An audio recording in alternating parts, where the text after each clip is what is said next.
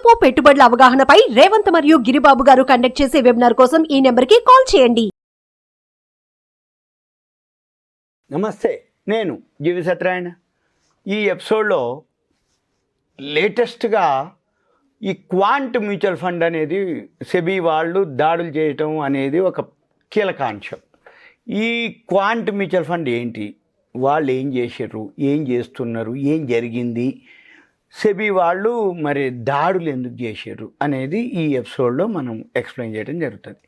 ఈ quant mutual fund ఏదైతే ఉందో దేశంలో ప్రస్తుతం అంటే ప్రజెంటు మార్కెట్ ఎప్పుడైతే బాగా పెరగటం జరిగిందో Sensex, BSc Sensex all time high, Nifty all time high, bank Nifty all time high, mid cap Nifty all time high. అంటే ఇది అది లేదు, ఏ సెక్టారు, ఏ సెన్సెక్స్, నిఫ్టీలు, ఈటీఎఫ్లు అన్నీ హైలోకి వెళ్తున్నాయో అప్పుడు అంటే ప్రతి నెల డిమాట్ అకౌంట్లు ఓపెన్ అవ్వటం, ఎస్ఐపిల్లో పెద్ద మొత్తాలు ఫండ్స్ ఇన్వెస్ట్ చేయటం, మ్యూచువల్ ఫండ్స్లోకి పెద్ద మొత్తాల్లో రావటం, ఫండ్స్ పెద్ద మొత్తాల్లో అకౌంట్లు ఓపెన్ అవ్వటం, లక్షల కోట్లు అంటే ఫండ్స్ ఇన్ఫ్లో రావటం, ఇవన్నీ కూడా ఈ మ్యూచువల్ ఫండ్స్ ఏవైతే ఉన్నాయో 3 పువ్వులు 6 కాయలుగా జరిగిందనేది వాస్తవం.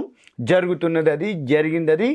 ఇప్పుడు చాలామంది ఏదైతే రిటైల్ ఇన్వెస్టర్స్ ఎవరైతే ఉంటారో డబ్బు నేరుగా స్టాక్ మార్కెట్లో పెట్టాలి అంటే కొంచెం భయపడతారు.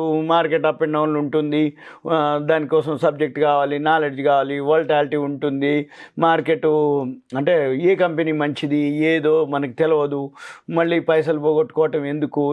సింపుల్, మ్యూచువల్ ఫండ్స్ అయితే ఫండ్ మేనేజర్ ఉంటాడు, వాళ్ళు బాగా ఆర్గనైజ్ చేస్తారు, మంచి రిటర్న్స్ ఇస్తారు, వాళ్ళు ఏ గ్రూప్ షేర్సే కొంటారు. మనం చిన్న అమౌంట్ 500 ఎంత ఉన్నా కానీ దాంట్లో ఇన్వెస్ట్ చేయొచ్చు. రెండోది ఏదైనా జరిగినప్పుడు మనం డ్రా చేయొచ్చు.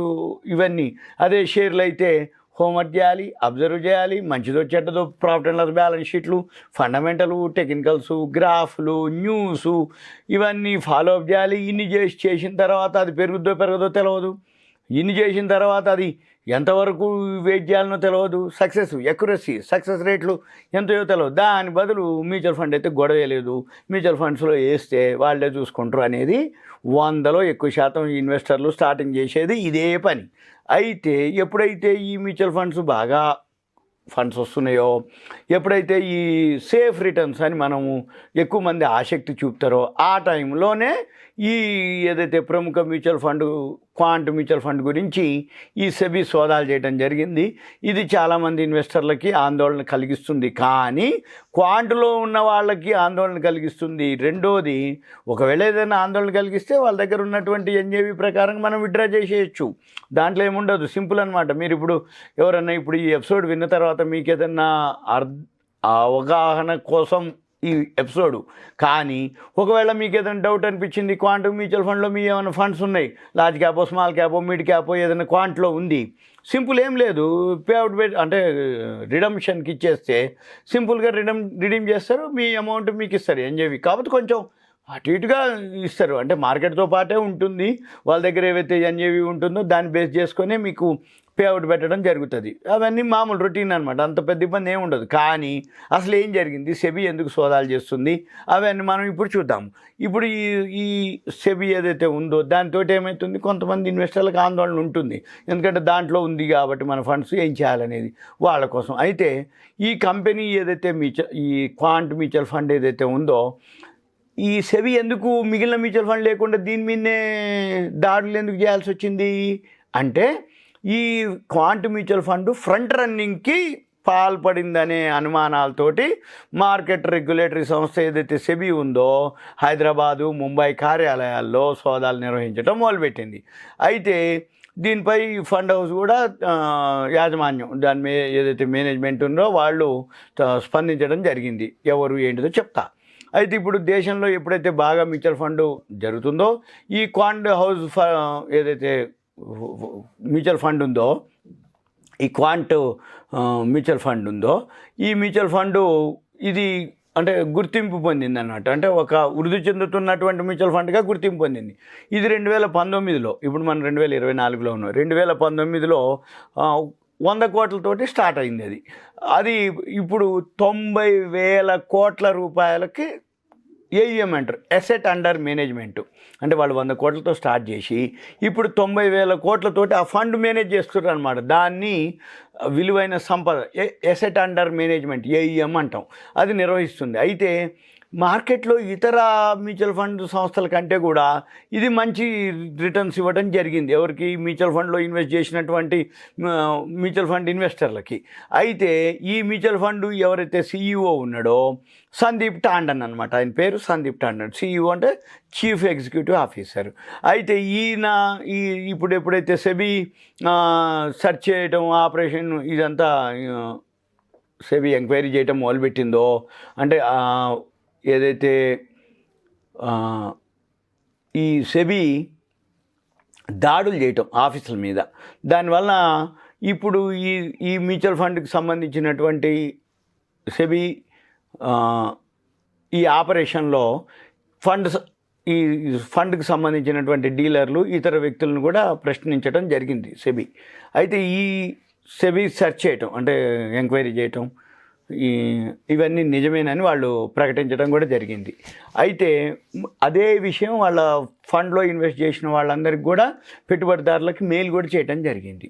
అయితే ఈ quant mutual funds regulated entity అని, ఎలాంటి పరిశీలనకైనా మేము రెడీగా ఉన్నామని, మార్కెట్ రెగ్యులేటర్ ఏదైతే సెబీ ఉందో మేము సహకరిస్తామని, ఈ రెగ్యులేటర్ ఏదైతే సెబీ వాళ్ళు అడుగుతారో వాటి అన్ని వివరాలు మేము ఇస్తాము, పంచుకుంటాము ఆ వివరాలని అని చెప్పేసి చెప్పటం. మొత్తం వాళ్ళ దగ్గర 26 స్కీమ్స్, 54 లక్షల పోర్ట్ఫోలియోలు, జనవరిలో ఇప్పుడు నిర్వహణ కింద ఆస్తుల విలువ ఏదైతే ఉందో 50,000 కోట్లు దాటింది అని చెప్పటం. ప్రస్తుతం క్వాంట్ స్మాల్ క్యాప్ ఫండ్స్ కింద ఏకంగా 20,000 కోట్లు అసెట్ అండర్ మేనేజ్మెంట్లో ఉన్నాయి.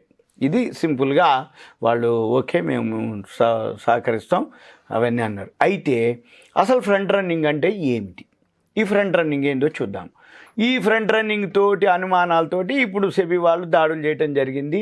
మరి మిగిలిన వాళ్ళు ఫ్రంట్ రన్నింగ్ చేయరా? ఫ్రంట్ రన్నింగ్ అనేది ఏంటిది? దానివల్ల ఏం జరుగుతుంది? ఏమైంది దీనికి అంటే, ఈ ఫ్రంట్ రన్నింగ్ అనేది ఏంటిదంటే ఇది ఒక రకమైన అనైతిక పద్ధతి. అంటే సక్రమమైన బిజినెస్ కాకుండా అనైతిక పద్ధతి ద్వారా.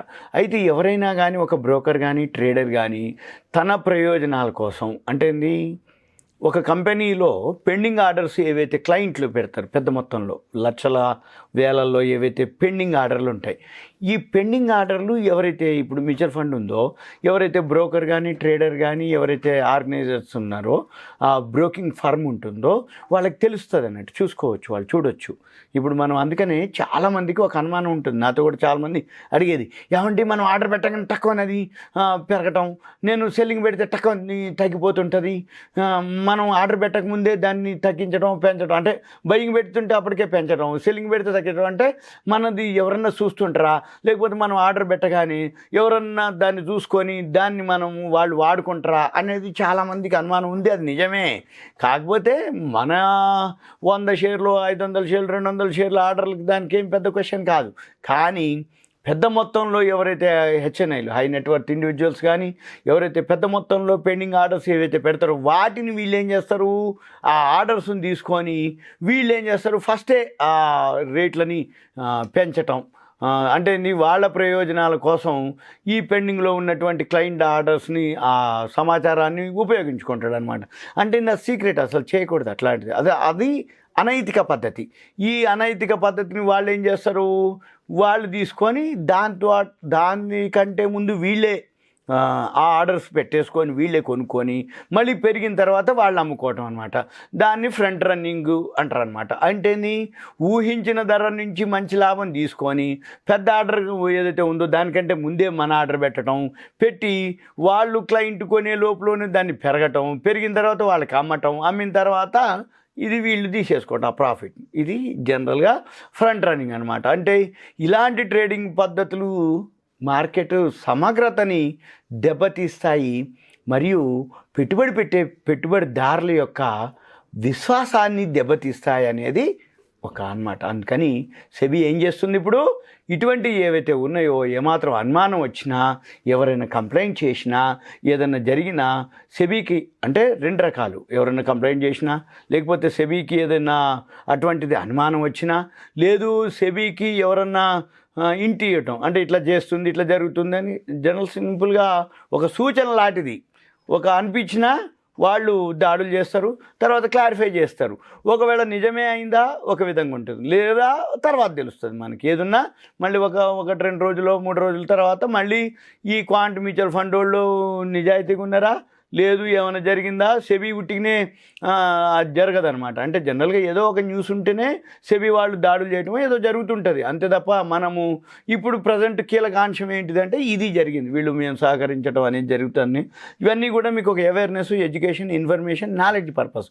అంటే ఏంది, మనం షేర్ మార్కెట్లో ఉంటామో షేర్ మార్కెట్కి సంబంధించినటువంటి ఏమేమి జరుగుతున్నాయి, ఎలా జరుగుతున్నాయి, ఎట్లా జరుగుతున్నాయి, ఏమేమి జరగవచ్చు జరగకూడదు, మరి సెబీ ఏం చేస్తుంది, సెబీ ఎప్పటికప్పుడు యాక్షన్ తీసుకుంటుందా లేదా, ఇప్పుడు ఇవన్నీ కూడా మనం ఈ మధ్య కాలంలో ఆర్బీఐ ఆంక్షలు విధించడం జరుగుతుంది. అంటే ఏదైనా జరిగినప్పుడు ఆర్బీఐ ఆంక్షలు విధిస్తుంది.